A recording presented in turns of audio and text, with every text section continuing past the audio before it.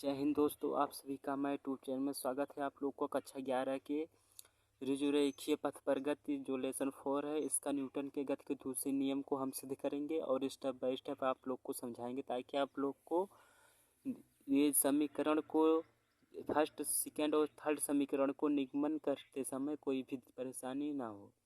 चलिए वीडियो को स्टार्ट करने से पहले आप अगर हमारे चैनल पर अभी तक नए हैं तो लाइक करें, सब्सक्राइब करें और अपने दोस्तों के साथ शेयर करें ताकि सभी नए वीडियो आप तक पहुंचाया जा सके। चलिए ज़्यादा समय नहीं लेंगे, जल्दी से इसको हल करते हैं और समझते हैं। यहाँ पर दिया है न्यूटन के गति के दूसरे नियम से। न्यूटन के गति के दूसरे नियम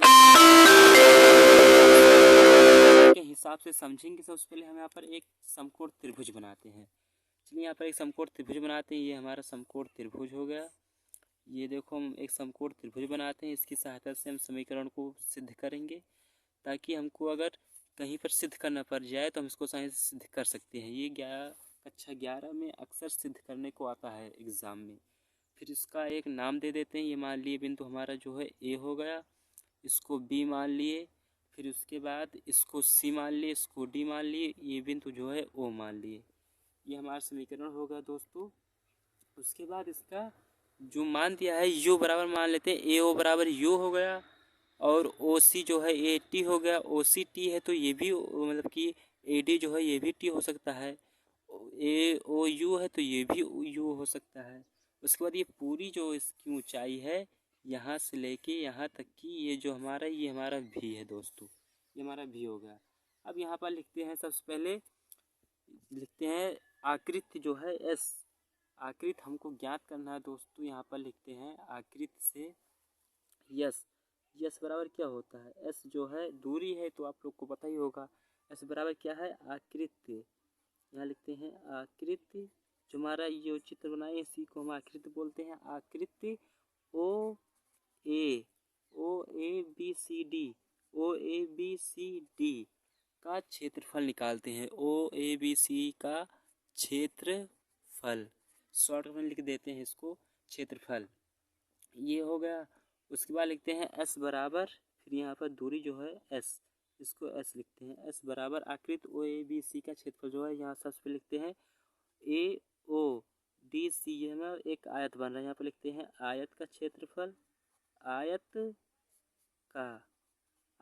का क्षेत्रफल। ये हुआ हमारा आयत का क्षेत्रफल।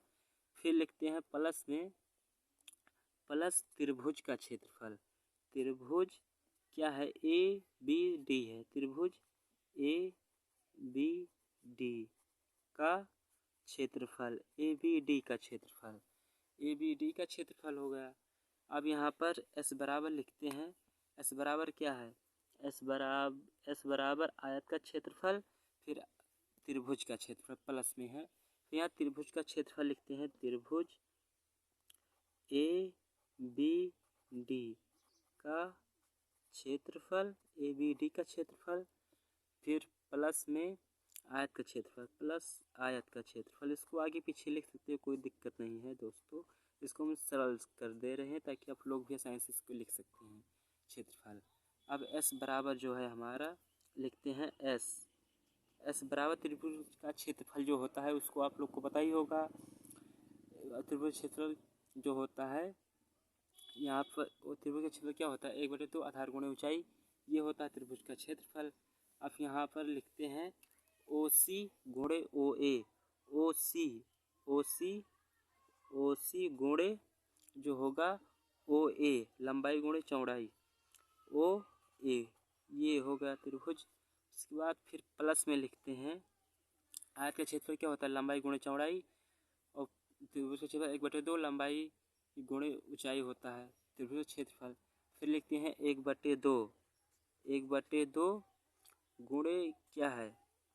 यहाँ पर ओ सी है, ओ सी लिख दिए। फिर इंटू करके ए डी होगा। ये हमारा जो है ए डी होगा। उसके बाद गुणे में बी ए होगा, बी ए ये होगा।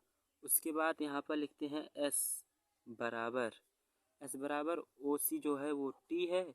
फिर गुणे का चिन्ह है, गुणे का चिन्ह लिखते हैं। फिर हमारा ए ओ जो है ये यू है, फिर प्लस है, प्लस चिन्ह लगाएंगे। 1/2 है, 1/2 लिखते हैं ऐसे। फिर गुणे में ए डी हमारा क्या है? AD हमारा T है, OC को हो या AD को हो, ये बात एक होगी, तो यहाँ पर T लिख दिए। गुणे का चिन्ह है, गुणे लगाएंगे। BA जो है हमारा क्या है, वो V माइनस यू, इसको लिख सकते हैं हम, V माइनस यू। ठीक है दोस्तों, इतना हो गया। अब यहाँ पर लिखते हैं S बराबर क्या होगा, UT प्लस लगाते हैं, 1/2 है, 1/2 लिखते हैं, 1/2 है, 1/2 लिखते हैं। उसके बाद गुणे ये T और V माइनस यू, ये है, तो इसको हम एक सरल भाषा में लिखते हैं। इसको क्या लिख सकते हैं, चूंकि करके हम क्या लिख सकते हैं, T बराबर क्या होता है, T बराबर V माइनस यू बाई ए होता है। ठीक है, फिर इसको देंगे तो क्या हो जाएगा, AT बराबर V माइनस यू, ये होता है। उसके बाद हम यहाँ पर लिखेंगे T है तो गुणे में T लिख देते हैं, और फिर गुणे है, गुणे के चिन्ह लगाते हैं। फिर V माइनस यू के स्थान पर क्या लिखते हैं, AT लिख सकते हैं, तो यहाँ पर हो गया AT लिख दिए। उसके बाद यहाँ पर लिखते हैं S बराबर UT, ऐसे लिख दिए, प्लस है, प्लस लगाते हैं, 1/2 ऐसे 2 लिखते हैं। फिर क्या होगा, इसके गुणा मतलब कि गुणा होगा तो AT² होगा।